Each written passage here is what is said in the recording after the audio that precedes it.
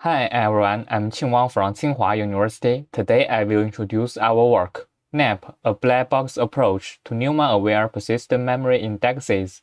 This is a joint work with my colleagues Youyou, Junru, and Professor Jiwu. Persistent memory is a new memory technology that enjoys benefits of both storage and memory. It provides better addressable storage with DRAM comparable performance and high density. By leveraging the persistence and bioaddressability of PM indexes can eliminate serialization at runtime and support instant recovery upon crash.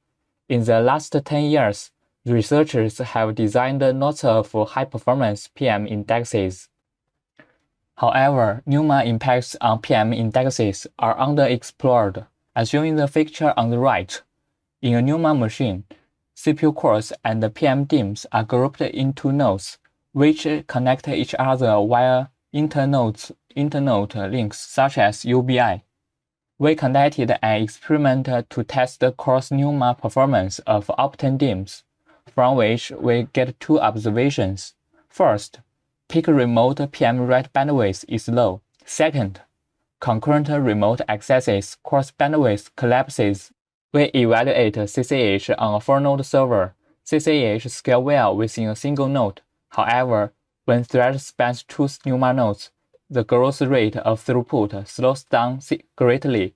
When more NUMA nodes are added, CCH stops scaling. The root cause of low scalability is remote PM accesses, as shown in the picture on the right.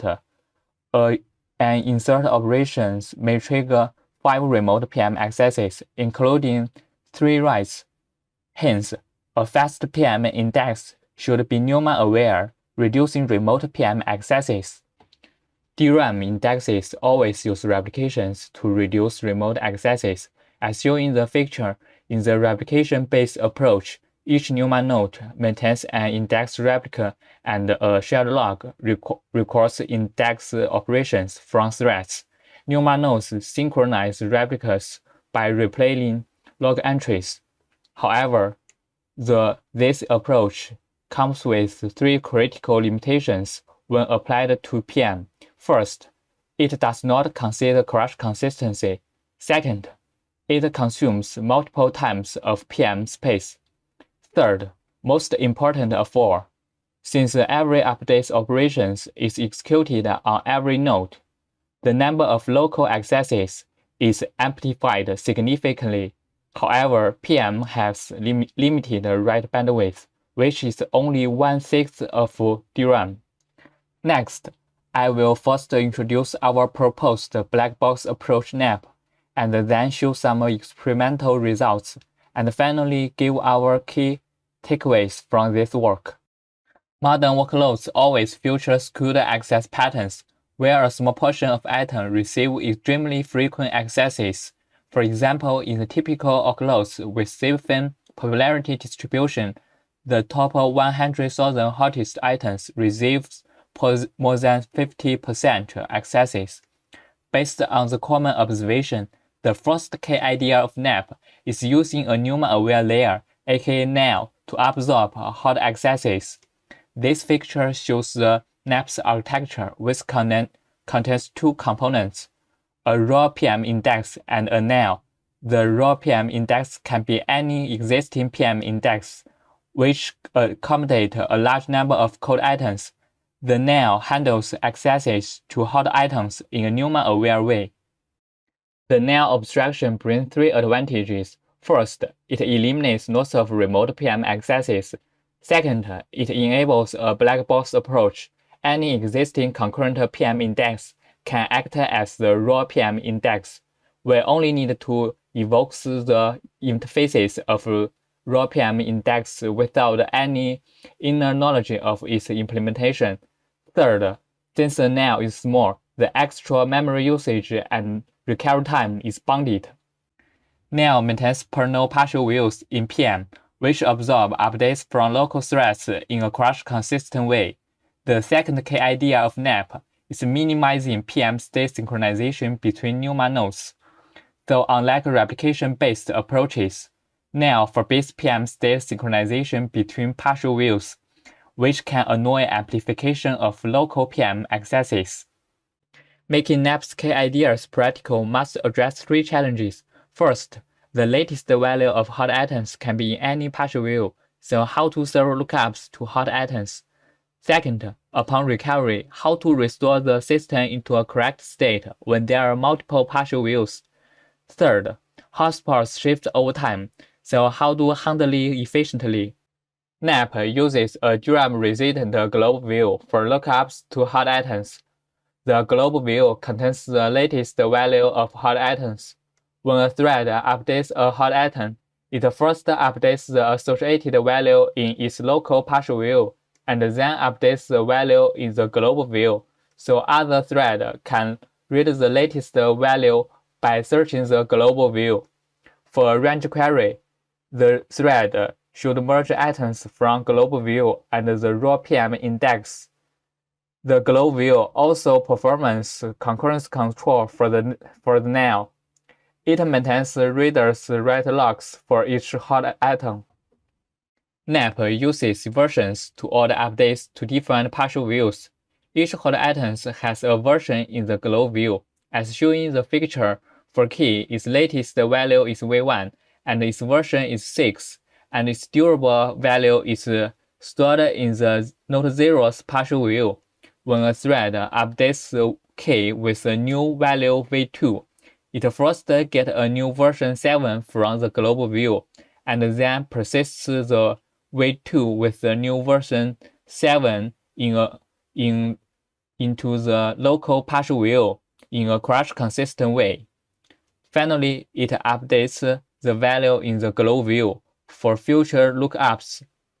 Upon crash, the global view is lost. NAP can identify the latest value of each hot atoms by comparing the versions, and then it flashes the latest values of hot atoms into the raw PM index, and then clear the NAL. To handle hotspot shift, NAP switches to a new NAL when detecting a new hot set. The detection is simple. Access threads publish their access patterns use sampling, and a dedicated switch thread digests those access patterns and produce current hot set with the help of a countermean scratch and a mean heap. When the difference between the NAL's hot set and the current hot set is large, the switch thread triggers a NAL switch. NAP introduced a grace period-based method called three-phase switch to minimize the blocking of index operations. As shown in the picture, NAP maintains two global pointers, cur and pre, each of which points to a NAL, and before performing an operation, the thread saves a snapshot of the cur and pre, and then accesses the NAL according to the snapshot.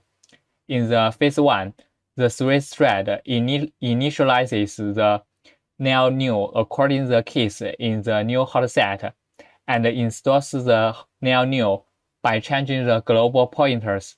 At this time, some threads see the concurrent switch, but others don't.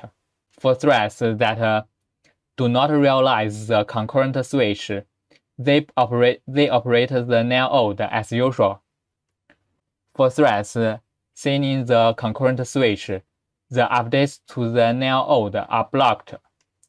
In the phase 2, the switch thread waits for a grace period to ensure there are no updates on the NAL old, so it can flashes the items from the global view of NAL old into the raw PM index.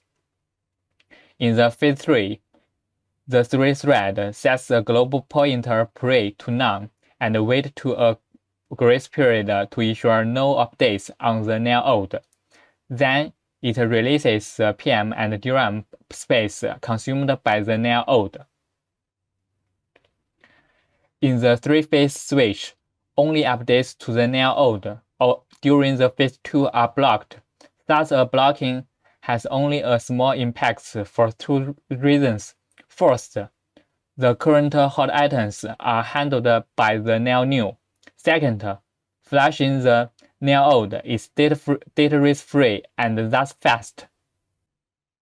Next, I will report some experimental results. We use a server with 4 NUMA nodes.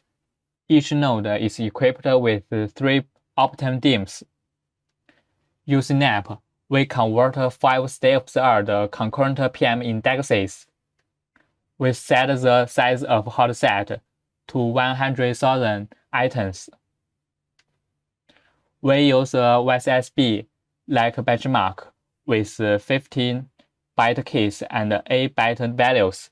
The key popularity follows a Zilfan distribution with parameter 0.99. This figure shows the overall performance of 5 PM indexes.